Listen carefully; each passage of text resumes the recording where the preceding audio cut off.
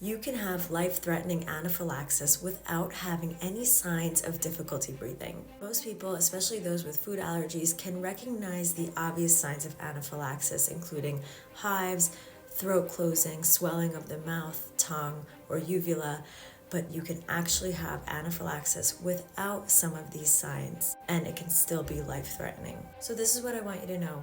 If you have 2 or more of the following that occur rapidly after exposure to a likely allergen, you are likely experiencing anaphylaxis. Number 1, involvement of the skin or mucosal tissue.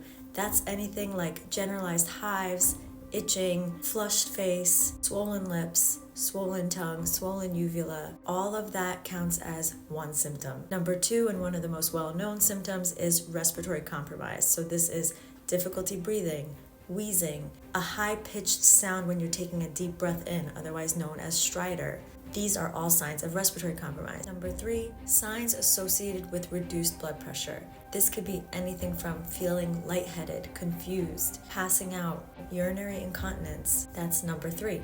Number 4, and I think the one that gets missed the most, is persistent GI symptoms. This is anything like vomiting, diarrhea, even crampy abdominal pain.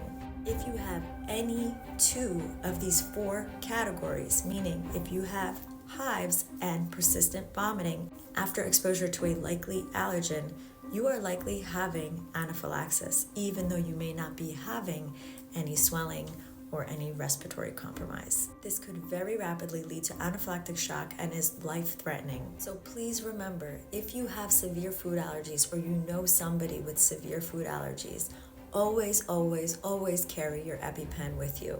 And remember to think about these 4 different categories of symptoms.